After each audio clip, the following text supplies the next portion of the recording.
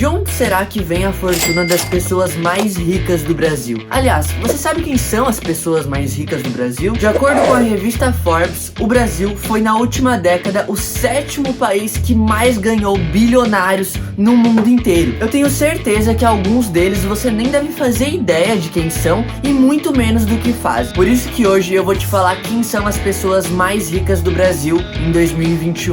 Então, vem comigo. Fala pessoal, tudo bem? O meu nome é Pedro, essa é a Pipeline e se você não é inscrito aqui do canal, já vai se inscrever e deixar o seu like para fortalecer a gente, fechou? No vídeo de hoje eu vou te contar quem são as 5 pessoas mais ricas do Brasil, o que eles fazem e o que eles fizeram para chegar até serem os bilionários que a gente conhece hoje em dia. É muito interessante a gente saber quem são essas pessoas, porque no Brasil a gente tem pouquíssimos bilionários, são pouquíssimas pessoas que realmente cruzaram essa barreira do bilhão.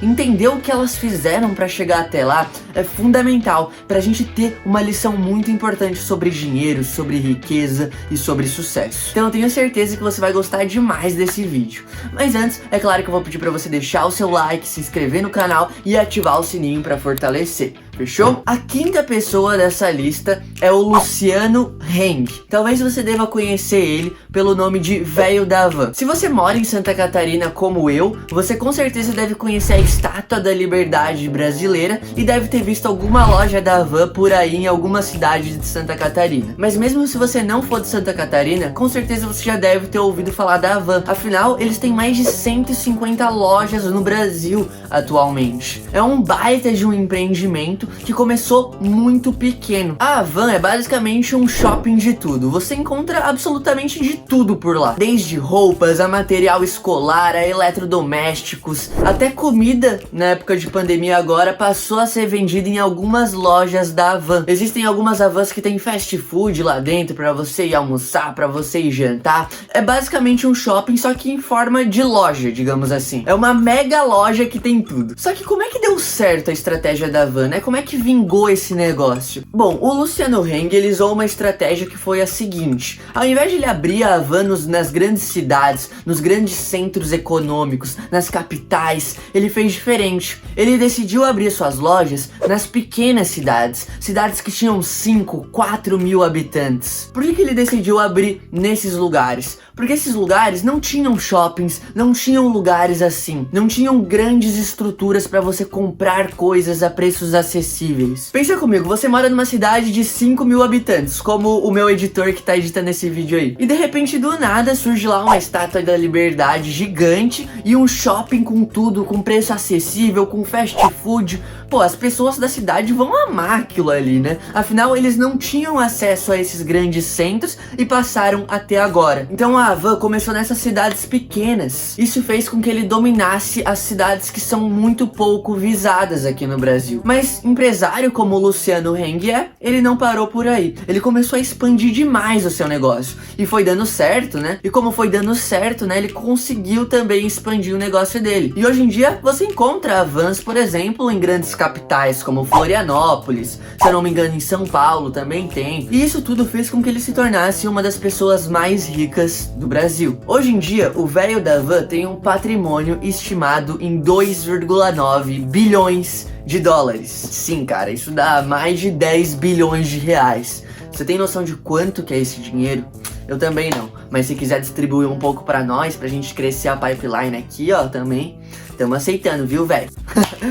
Ai, ai. Nesse último ano de pandemia, a Van tava passando por grandes dificuldades financeiras, tanto que eles até iam abrir o seu IPO. O IPO, para quem não sabe, é uma sigla para Initial Public Offer, ou oferta pública inicial, que é quando uma empresa abre capital na bolsa de valores, ou seja, ela passa a disponibilizar ações da própria empresa para os acionistas, eu, você, pra gente investir nessa empresa. E a Van ia disponibilizar suas ações no mercado financeiro pra gente investir, porém isso não aconteceu por conta da grande crise do ano passado, da pandemia. E quando uma empresa faz o seu IPO, ela abre capital na bolsa de valores, ações, geralmente ela ganha muito dinheiro com aquilo. Então o Luciano Heng ia ficar ainda mais rico do que ele já era. Mas como isso não aconteceu e a Van ainda apresentou grandes dificuldades na época da pandemia, o Luciano Heng não aumentou ainda mais o seu patrimônio. Mas não que esteja mal, né? Esse dinheiro aí, 2,9 bilhões de dólares. Mas vamos para a quarta posição. Na quarta posição a gente tem o Jorge Moll Filho. Esse sim ganhou dinheiro com a pandemia. Afinal, ele é dono de mais de 40 hospitais. Ou melhor,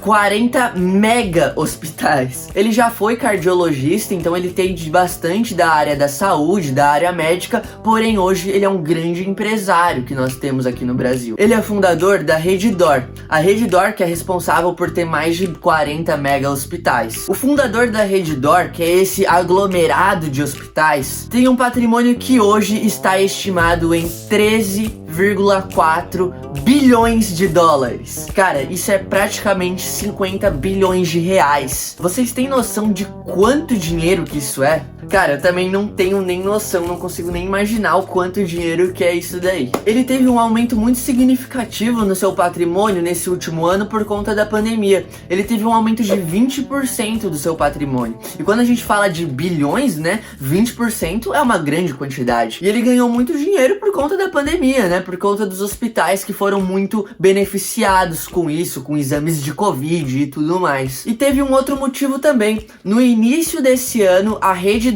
abriu o seu IPO na Bolsa de Valores. Lembra que eu falei lá que a Van não abriu o seu IPO e deixou de ganhar dinheiro? A Redditor abriu esse ano e com isso eles ganharam muito dinheiro, a rede se valorizou demais. E isso fez com que com certeza aumentasse o patrimônio do Jorge Moll Filho. Lembrando que IPO é quando você abre capital na Bolsa de Valores, quando uma empresa disponibiliza as ações dela na Bolsa de Valores para eu, você e qualquer outra pessoa investir. E quando a empresa faz isso, ela ganha dinheiro, afinal ela está emitindo ações, ela está vendendo ações. E com certeza esse foi um dos motivos de aumentar ainda mais o patrimônio do Jorge Moll Filho. Na terceira posição, a gente vai falar de 3 pessoas que são sócios e estão interligadas em um negócio. Por que eu juntei em 3 pessoas? Porque eu quero falar especificamente desse negócio que elas estão envolvidas. Mas vocês já vão entender melhor. As 3 pessoas são Jorge Paulo Lemann, Carlos Alberto Sicupira e Marcel Herman Telles. Esses 3 são sócios de uma empresa que vocês devem conhecer, que é a AB InBev. Se você não conhece por esse nome, é porque a AB InBev é uma fusão da empresa belga Interbrew e a Ambev, que é uma empresa que todo mundo conhece por aí como empresa dos cachaceiros. A Ambev é dona de marcas como Original, Brahma, Budweiser, Skol e entre outras cervejas por aí, entre outras bebidas por aí. E como eu disse, é a empresa favorita dos cachaceiros que investem na Bolsa de Valores. Eu particularmente gosto bastante da Ambev e sou acionista, mas isso não quer dizer que eu seja cachaceiro, tá, gente? Eu até gosto de uma cervejinha, mas nada que passa dos limites é bom, né? Mas vamos lá falar da fortuna desses 3 sócios. O Sicupira, que é o mais pobretão de todos, né? Coitado. Só ele tem um patrimônio de 8,7 bilhões de dólares. Meio triste, né? Já o Herman Telles tem um pouquinho a mais, um patrimônio que já chega ali nos 2 dígitos, né? Que tá em torno hoje de uns 11 bilhões de dólares. Já é um pouquinho mais acima da média ali, né? Mas daí chega o cara que a gente tem que falar, pô, esse cara realmente é bilionário. Que é o Jorge Paulo Lemann. Só ele, cara, tem um patrimônio de... Só ele tem um patrimônio de 17 bilhões de dólares. Cara, isso dá quase 100 bilhões de reais. Quase 100 bilhões de reais. Se não dá 100 bilhões de reais hoje, tá? Então, cara, pô, pensa quanto dinheiro que isso não é. Eu fico até abismado com esse resultado. Só que, tipo assim, esses caras não são conhecidos simplesmente pela AB InBev. Com certeza é um dos negócios mais rentáveis deles. Mas eles têm inúmeros outros negócios. O Jorge Paulo Lemann, por exemplo, ele é dono do Burger King. Você provavelmente nem sabia disso, mas ele é dono do Burger King. Não é o fundador, né? Não foi ele que fundou, mas hoje em dia ele é dono da empresa. Eu acho que essas 3 pessoas, né? Eu acho que esses 3 sócios, eles merecem um vídeo focado pra cada um. Então se você quiser que eu conte mais sobre a história de vida deles, desses grandes empresários brasileiros, comenta aqui embaixo pra eu saber que eu faço um vídeo específico pra cada um. Principalmente do Jorge Paulo Lemann, que com certeza é inspiração pra mim e pra inúmeros brasileiros aí. Então se você quiser que eu conte a história de algum deles, comenta aqui embaixo que eu vou fazer pra aquele quadro que a gente também tem aqui no canal, que é Histórias de Sucesso, que inclusive já tem um vídeo do Primo Rico lá. Se você ainda não assistiu, clica aqui, do Primo Rico, do Thiago Nigro, né, como você conhece ele. Então vamos para a segunda posição das pessoas mais ricas do Brasil. A segunda opção está com não uma pessoa, mas com uma família. A família Safra. Esses têm muita grana, cara. Absurdo o quanto de grana que eles têm. É simplesmente absurdo de explodir a mente mesmo. O Joseph Safra, né, que seria o dono ali do Banco Safra, ele acabou batendo as botas em dezembro do ano passado. Eu dei uma risadinha quando eu falei batendo as botas, porque fazia tempo que eu não falava esse termo aí, né? Mas ele acabou falecendo em dezembro do ano passado. E acontece que a sua família e a sua viúva, que também é família, é claro, né? Eles acabaram herdando a fortuna do Joseph Safra. A viúva, né, acabou herdando 7,4 bilhões de dólares.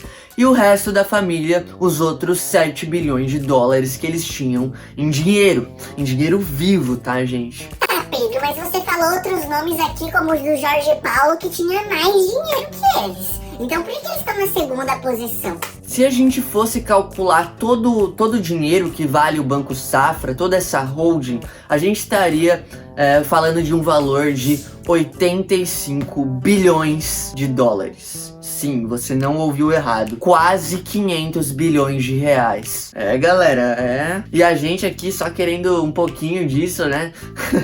E um pouquinho disso já tava bom pra gente, né? Na verdade, pô, a gente tem que ser ambicioso também e acreditar que um dia a gente vai chegar no nível desses caras. E por isso que é importante a gente aprender com eles, aprender com as histórias e tudo mais. Então, cara, 500 bilhões de reais, simplesmente absurdo. Mas vamos chegar agora na primeira posição. Só que antes, é claro, eu quero pedir pra você deixar o seu like se você tá gostando desse vídeo, se inscrever no canal e ativar o sininho para as notificações. Comenta seu feedback aqui embaixo também, não esquece. A primeira posição vai pro Eduardo Saverin. Talvez você não conheça o Eduardo, porque ele é uma pessoa bem quieta, de não aparecer muito e tudo mais.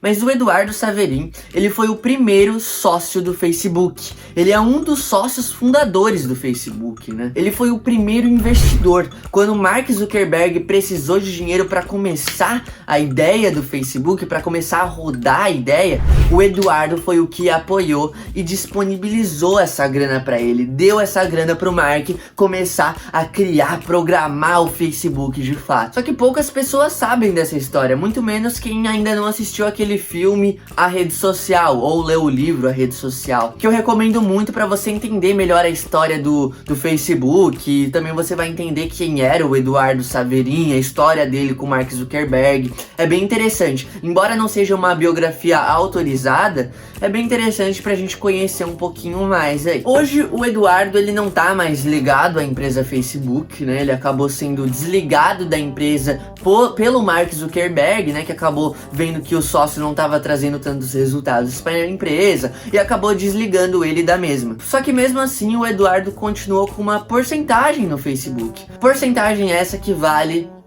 19 bilhões de dólares, fazendo ele da pessoa física mais rica do Brasil. Cara, isso que ele tem só uma parcela muito pequena do Facebook. Eu não consegui achar ao certo pesquisando quantos por cento que ele tem do Facebook, mas é uma quantidade assim, galera, que é bem pequena, e só essa quantidade ele já tem mais de 19 bilhões de dólares. Para vocês entenderem aí o potencial, né? O quanto é grande o Facebook, que faz ele, que tem uma porcentagem mínima muito pequena do Facebook, ter mais de 100 bilhões de reais. simplesmente um absurdo. Esse é um cara que eu também adoraria fazer um vídeo contando a história de sucesso dele, então se você se interessar, comenta aqui embaixo. Comenta aí de qualquer um que você se interessar pela história desse vídeo, que eu faça um vídeo mais focado, mais centrado em cada uma dessas grandes personalidades que alcançaram os bilhões aqui no Brasil. Fechou, galera? Mas é isso, esse foi o vídeo. Essas são as 5 pessoas mais ricas do Brasil. Eu espero que você tenha gostado desse vídeo. Se gostou, deixa seu like, se inscreve no canal e ativa o sininho. Deixa seu feedback aqui embaixo, comenta se você tá gostando dos vídeos, se você gostou desse tipo de vídeo aqui, e comenta sugestões pra gente sempre tá acertando no melhor conteúdo pra você. Muito obrigado por ter assistido esse vídeo até o final. O meu nome é Pedro e essa é a Pipeline.